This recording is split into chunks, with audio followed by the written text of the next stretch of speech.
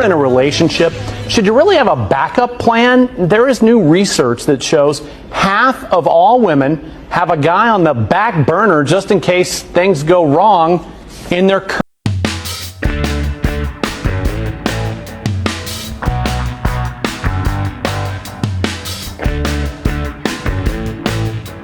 A golden rule for you. Use a man and he'll love you. Love a man and he'll use you. Have a good day.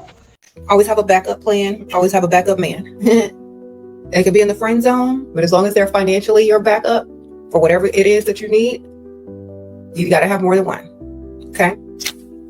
Because a lot of these men have more than one. And y'all are sitting here being faithful and honest to somebody that has more than one, maybe two. Whether it's a friend that's friend zoned, or another one waiting on you, or whatever, you need to always have more than one. If you don't have more than one, get more than one. I don't care if you got to place him in the friend zone and he's sitting there waiting to get out.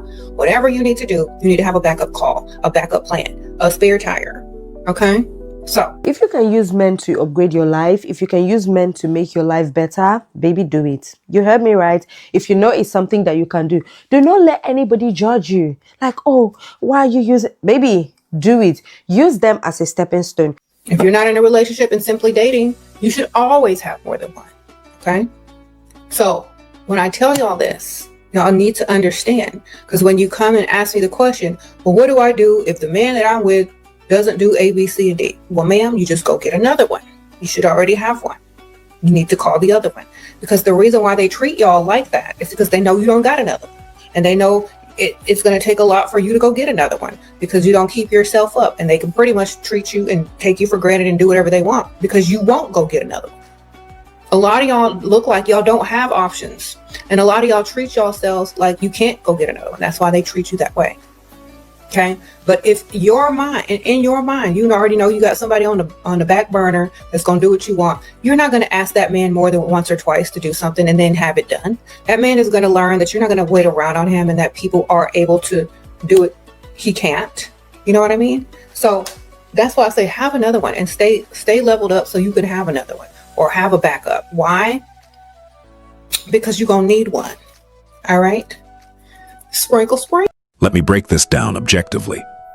This woman is openly advocating for women to treat men as disposable utilities, backup plans, spare tires, stepping stones, financial upgrades, friend-zoned orbiters who exist solely for what they can provide, just in case. She's framing it as empowerment, as leveling up, and even throws in the classic reversal. A lot of these men have more than one, so women should too. But notice the core hypocrisy here. She admits men run away into their little cave when they have nothing to offer. Yet her entire strategy is built on keeping men around who do offer something: emotional support, money, attention, without full commitment from her side. This is exactly why more and more men are stepping back from dating entirely. Men aren't hiding because they're weak or have nothing to give. Many are consciously choosing not to participate in a system where they're ranked as interchangeable backups. Studies on back burner relationships, like those referenced in Psychology Today and older surveys from one poll, show that a significant portion of people in committed relationships, around 50 to 56% in some samples, keep romantic/sexual alternatives simmering, often via texting or social media. It's not rare, it's common enough that researchers call it a standard mate-switching strategy for security. But when women broadcast this as advice, always have more than one, use them as a stepping stone, don't let anybody judge you, it normalizes treating men as low-effort insurance policies. Men see this content. They read the comments, watch the videos, and realize, why invest time, money, emotional energy, and vulnerability into a woman who already has a mental Rolodex of replacements? If she's advising other women to keep orbiters on standby, what makes you think you're not one of them in her life? That's not paranoia, that's pattern recognition. The result? Men stop pursuing, stop yearning, stop fighting for second chances, because the reward doesn't match the risk. They go into their cave not out of defeat, but out of self-respect. They're no longer willing to be a backup option for women who preach, that loyalty is for suckers and options are for winners. This isn't men giving up. This is men refusing to play a rigged game where they're expected to prove value while she's already hedging bets. Okay, if he just stops texting you randomly, he has nothing to offer you. He has absolutely nothing to offer you. Men run away when they have nothing to offer. They run away. They run away into their little cave. So you dumped him and he didn't fight for you. You thought he would. You're better than him. But he didn't. He let you go. And he hasn't called and he hasn't texted. He hasn't sent flowers or asked for a second chance. And it's killing you.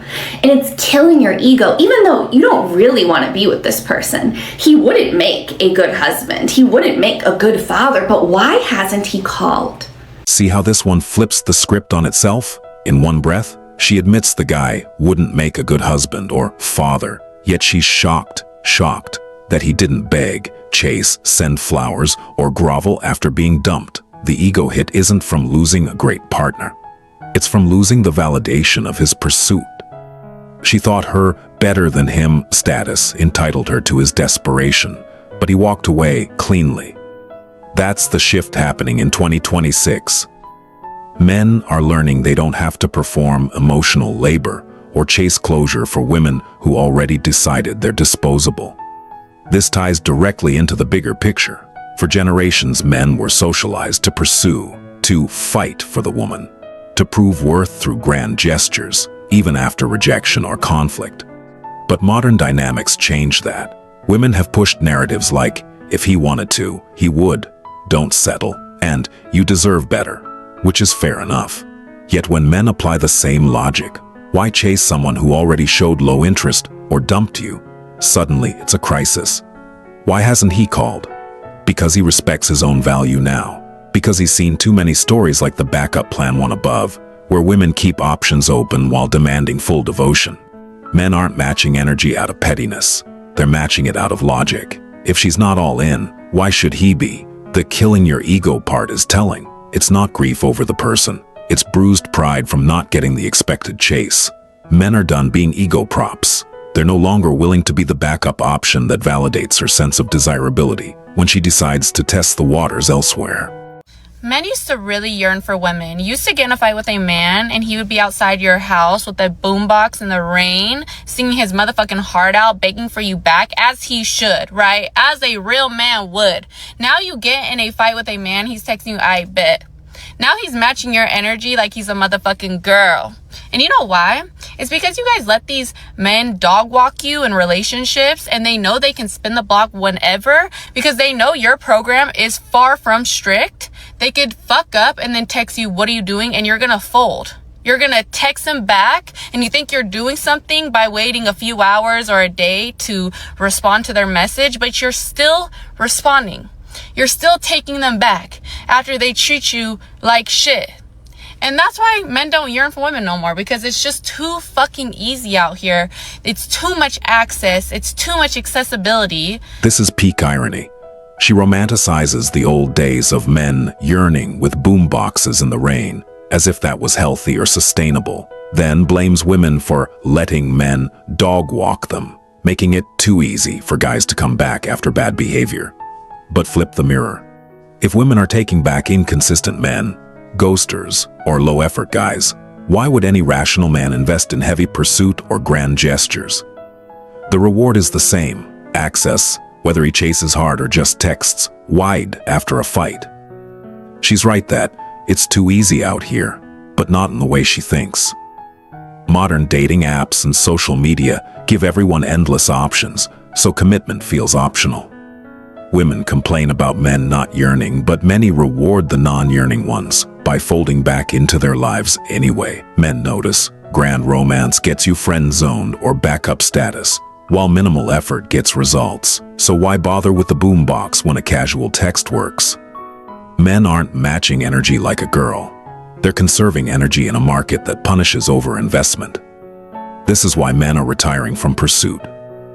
Not because they're bitter or incapable, but because the current setup treats them as interchangeable backups, options to upgrade life, financial spares, ego boosters when the main choice flops. Men are no longer willing to be that backup option. They're choosing peace, self-respect, and focusing on themselves instead of auditioning endlessly for women who already have a spare tire ready. And honestly, that's fair. If the game rewards low effort and punishes devotion, smart players adapt. Dating isn't impossible. It's just not worth it on these terms anymore.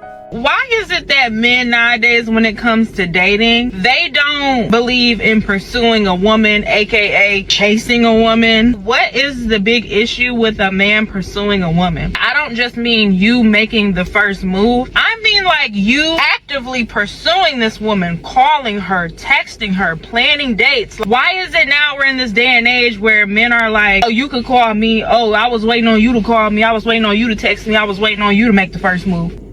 For what? Criticize me all y'all want, but I am an old-fashioned girly. I was raised by my grandmothers. I believe in the old school ways and how things are supposed to go. If you that type of man where you think you are the prize, honestly, this video ain't for you, because I believe that women are the prize. This woman is expressing frustration with modern men, not chasing or pursuing her in the old-fashioned way, calling, texting, planning dates, making all the moves, while she sits back as the self-proclaimed prize.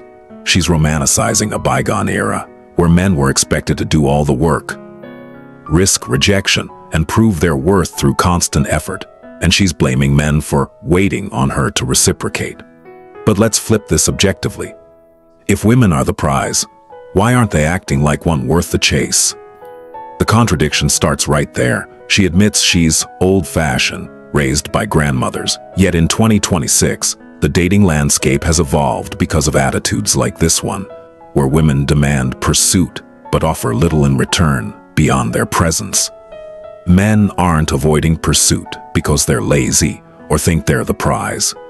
Many are stepping back because the pursuit often leads to being treated as disposable. Think about it. In the old days, she idolizes. Social norms protected men from false accusations or mixed signals. Approaching was encouraged, not risky. Now men hear constant messages like, don't approach at the gym, don't slide into DMs. That's creepy, so they hesitate. But more importantly, why chase someone who believes reciprocity is optional?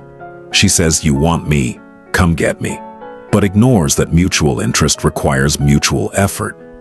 If a man texts and gets no response, or plans a date and she's flaky, he's not waiting. He's mirroring the low energy he's receiving. This ties into the broader shift. Men are no longer willing to be a backup option for women. In her view, pursuit means men auditioning endlessly while she judges from afar. But men see through that, especially with dating apps showing endless options, where women often keep backups, as other clips here admit. Why invest in chasing when you're likely option number 3? She's right that men pursue education, careers, houses, cars, because those yield tangible returns without the emotional games. A degree doesn't ghost you. A job doesn't have a spare tire waiting. Men are applying the same logic to dating. If the effort doesn't match the reward, opt out. And her dismissal of men who see themselves as prizes, that's just shaming tactics. In reality, everyone should see themselves as a prize worth mutual pursuit. Men opting out isn't laziness, it's self-respect in a market that devalues their role. Get you a sugar daddy as well. You know, that's my advice. You're single till you married, so you free. Y'all acting like a boyfriend has taking you off the market. You are not off the market until you are married. And sometimes you still ain't off the market if your husband ain't the husband that you see yourself with forever. So, you know, y'all stop thinking that you're taken if you have a boyfriend. You're not taken. Do you have a wedding date? Has he put a down payment on a house for you? Don't take yourself off the market for that. Here, she's openly promoting keeping options open, even in relationships, until marriage, and sometimes beyond, framing boyfriends as non-binding placeholders who don't take you off the market unless they've committed with rings, dates, or down payments. It's a transactional view. Loyalty is earned through material proofs, not mutual respect. But notice the one-sidedness. She expects men to lock it down with big gestures, yet advises women to stay free with sugar daddies or backups until then. This is precisely why men are pulling back from pursuit. If a boyfriend doesn't count as taken, why would a man invest deeply in dating or chasing? He's essentially auditioning for a role where she's still shopping around. In 2026, with social media amplifying these messages, men aren't naive. They know many women follow this single till married mindset, treating relationships as trial runs with escape hatches. Why chase when you're a temp hire? The contradiction shines. She demands proofs, like down payments or wedding dates for exclusivity, but implies women owe nothing until then. That's not partnership. That's a business deal where men front the costs. Objectively, this erodes trust.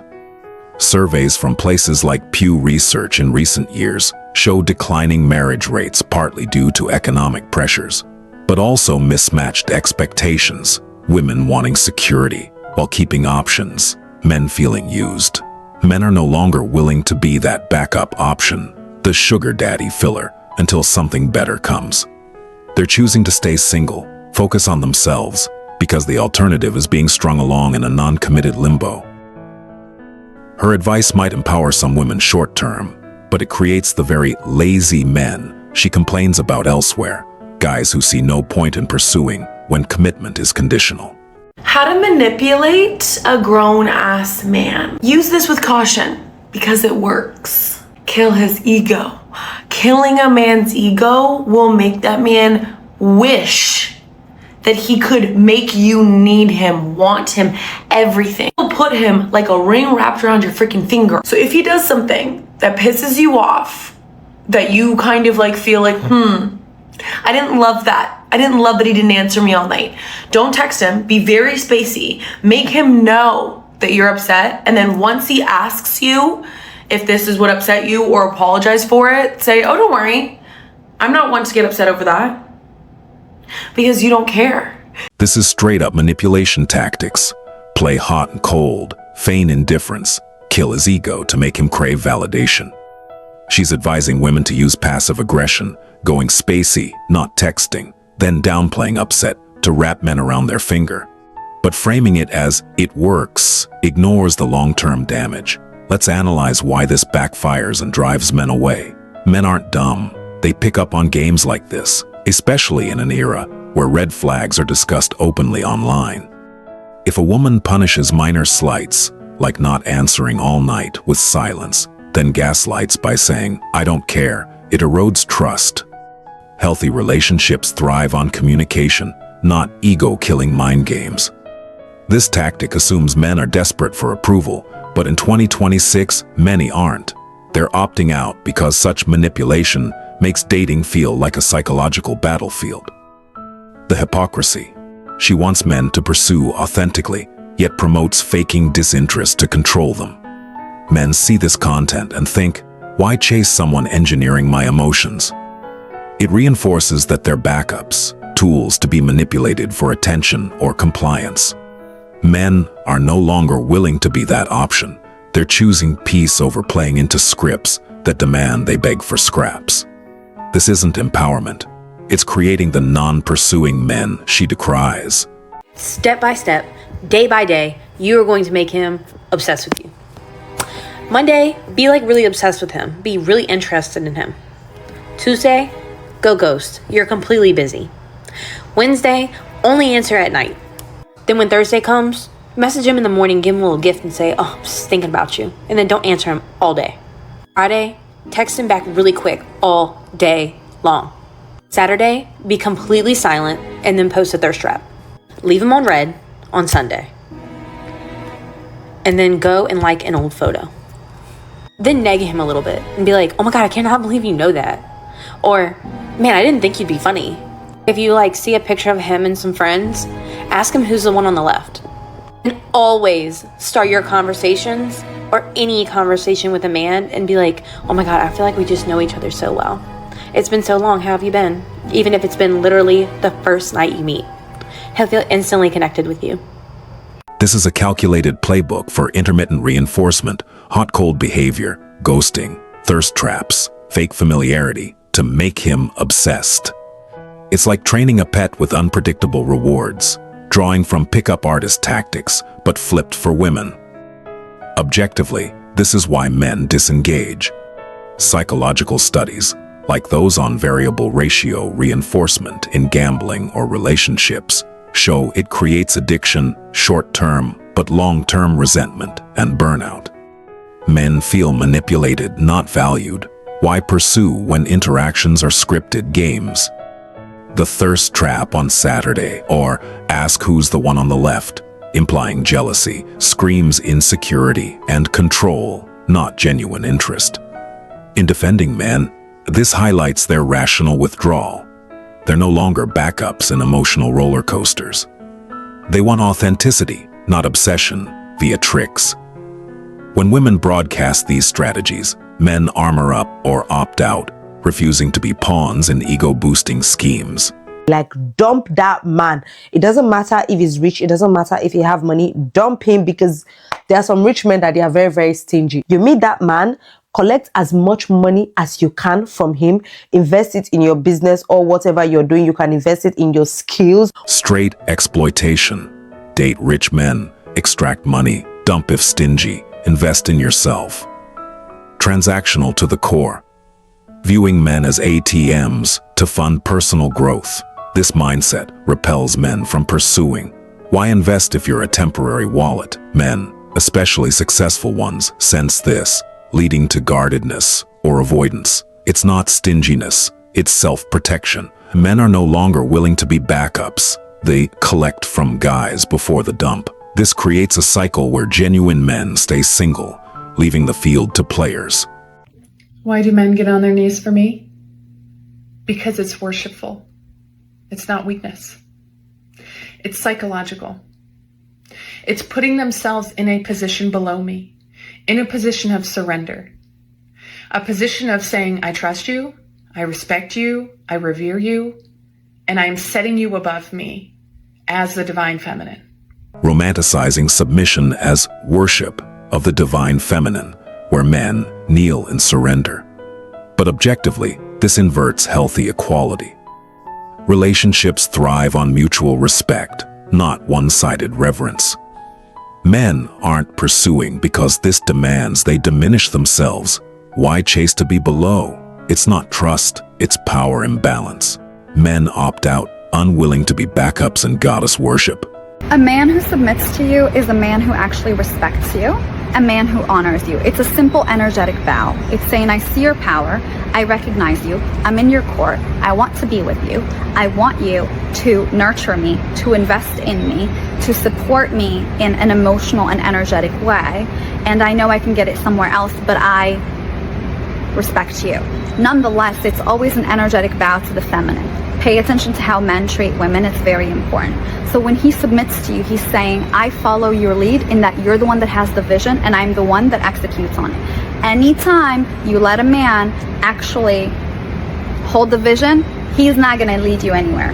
Any man who does not want to show you a sense of devotion, a sense of respect by submitting to you first so that he can rise and look at you and say, I am your equal, divine counterpart, is not a man worthy of your attention, because he doesn't respect nature, he doesn't respect his own mother, and most importantly, he will never respect you.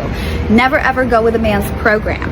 Again, never ever go with a man's program. You will regret it. Pushing male submission as true respect, where men bow energetically, follow her lead, execute her vision. Dismissing non-submissive men as disrespectful to nature/mothers. This is emasculation disguised as spirituality. Men want partnership, not servitude. Why pursue if it means surrendering vision?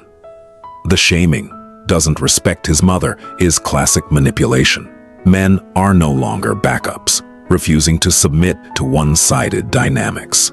This is how I train men to act the way that I want, with literally saying nothing. The only time I respond via text message, to a call, to anything, is when he does something or says something that I like or is benefiting me, he's giving me something. I do this because I train men to do the things that I want. They get my energy when they provide something to me. I don't just outright say this. I just go silent. It's so effective, just going silent. I only give men attention, just like my dog. I only give him attention when he's doing things I like. So when he does things I don't like, I don't give him attention. I don't even give, because that's still negative attention. Only give men your attention when they're doing things you like or they're giving you money, okay? This will get you everything you need. Love you. Comparing men to dogs, training via selective attention/silence, rewarding only benefits or money. This dehumanizes men, turning dating into behavioral conditioning. Men detect this and withdraw. Why pursue a trainer? It's not connection, it's control. Men opt out, unwilling to be backups, earning scraps of attention. Use absence to increase respect and honor. I'm going to repeat that for you. Use absence to increase respect and honor. Too much circulation makes the price go down. The more you are seen and heard from, the more common you appear. If you are already in an established relationship, temporarily withdraw yourself from it to make yourself more talked about and even more admired. You must learn when to leave. Create value through scarcity. If you get a backup, you'll never have to worry about a lot of things in your current relationship or with your current person. You don't really have to worry, because if they don't, the other one will. Now, let me tell you why. So you don't have to be sleeping with them. You don't have to be intimate with them. They just have to be ready to financially assist. Okay? This could be someone from your past, someone that wants to be a part of your future, or just someone that you friend zone that wants to get out of the friend zone. It doesn't even matter. Okay? Because you're not going to be doing anything with them anyway, but collecting their money when need be. A man without money will take yours. A man without inner peace will take yours. A man without confidence will take yours. And a man without ambition will take yours. Advocating strategic absence to boost value via scarcity. While scarcity can spark interest, weaponizing it breeds insecurity. Men tire of chasing ghosts. Why pursue inconsistency? This reinforces backup status. Men choose stability elsewhere, promoting financial backups. Friend-zoned men for money, no intimacy needed. This exploits men's hopes, treating them as wallets. Men recognize this and stop orbiting. Why pursue when you're a financial safety net? Men are no longer willing to be backups, warning against lacking men who take from women. Fair caution, but paired with extraction tactics, it's hypocritical. Men with those qualities avoid users, opting out of pursuit. My biggest issue that I have in my dating life is men are so lazy. I was waiting on you to call me. I was waiting on you to text me. No, sir. You asked me for my number. I gave it to you. It's up to you to call me, check on me, see how I'm doing. You're trying to get me. This is my thing. I don't ever make the first move on a man. I let men come get me. You want me?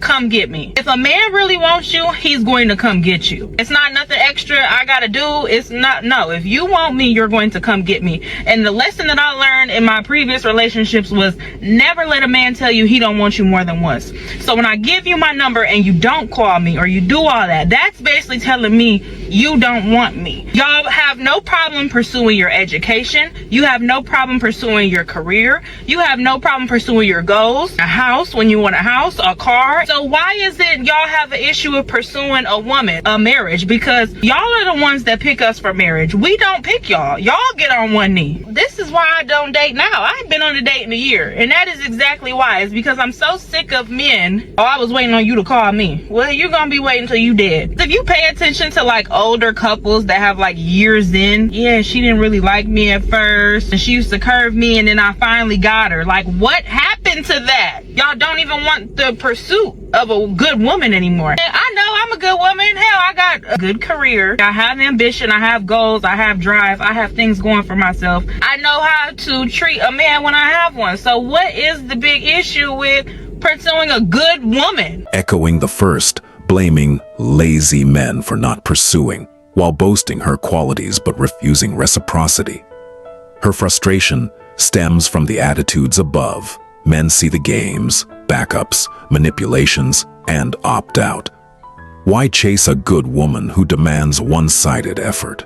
Men pursue what rewards. Dating doesn't anymore. They're no longer backups, choosing self-worth over endless auditions.